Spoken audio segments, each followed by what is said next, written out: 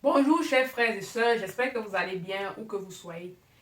Je fais cette vidéo parce que l'heure est grave en fait. Il y a de cela 2 ans quand j'avais fait mes courses à Château-Rouge. Château-Rouge c'est où on vend le plus les aliments africains ici en région parisienne. La plupart des magasins appartenaient aux Africains. Mais il y a de cela quelques mois, quand je suis retournée, je me suis rendu compte en menant une petite enquête bien évidemment, que la plupart de nos magasins ont été achetés par les Chinois et les Arabes. Vous pouvez vous-même faire votre constat. Et là, je me suis dit, mais ça, c'est un problème, ça. Et après, je me suis dit, bon, peut-être qu'on devrait aller sur la production, au niveau de la chaîne de production, et voir si c'est nous qui maîtrisons, au moins c'est la chaîne de production de nos aliments. Mais force a été de constater que même au niveau de la production, les premiers producteurs de nos produits sont les Asiatiques, en l'occurrence la Chine et l'Indonésie. Le premier producteur d'Attiéké, vous pouvez regarder par Jeune Afrique, ça a été en 2021, c'était la Chine. Premier producteur de Bobolor, de Chinquan, chez les Congolais et les Camerounais. Et on peut passer toute la journée à citer, c'est la Chine ou l'Indonésie. Là, je me pose la question, où sont les Africains? Où sommes-nous? Il faut déjà noter que la plupart de ces produits sont consommés principalement, si ce n'est uniquement, par les Africains. Donc, tous ces étrangers qui vendent ces produits ne consomment nullement ces produits. Faites un tour dans les magasins, dans les restaurants africains aujourd'hui. Vous allez constater de plus en plus une recrudescence d'Asiatiques qui travaillent en cuisine dans nos restaurants. Ce n'est pas au hasard. Posons-nous la question, est-ce que c'est parce que les Africains manquaient à ce poste pour venir travailler dans ces restaurants?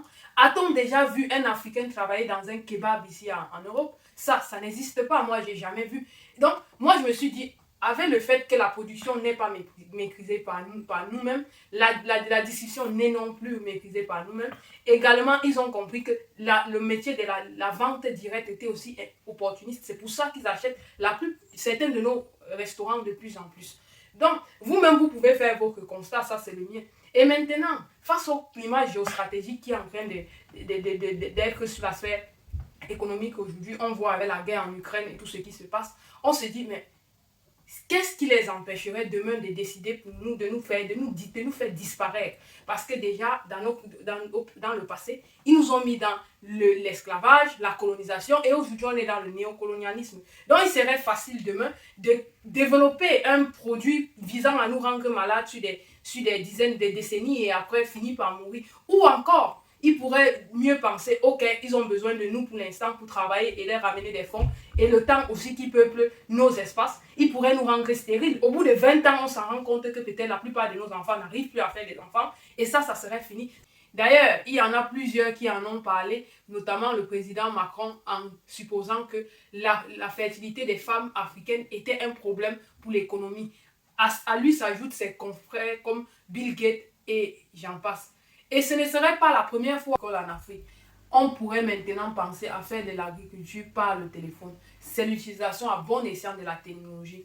Nous nous sommes rendus compte aujourd'hui que beaucoup d'enfants très jeunes, très tôt, ont des téléphones portables. Pourquoi ne pas mettre cela au service du développement en Afrique et essayer d'arracher notre liberté entre les mains des Asiatiques et des Arabes? Voilà le projet qui est en continuité avec ce livre qui s'appelle intitulé Le Pépinaf ou pépinière d'Afrique. Il essaiera de permettre aux gens d'investir de l'argent, des petites sommes pour permettre le développement de l'agriculture en Afrique. Et là, on aura la possibilité de donner du travail à nos frères restés en Afrique et aussi à inonder les marchés de nos propres produits que nous avons produits pour essayer de décourager les Asiatiques de faire dans ce genre de commerce. Et ça permettra à nous de maîtriser déjà la chaîne de production et également la chaîne de distribution. D'ailleurs, j'invite même d'autres personnes à lancer ce genre d'initiative visant à nous libérer parce que seul, je ne peux rien. Mais avec l'aide et avec le concours des autres personnes, nous pouvons ensemble faire quelque chose.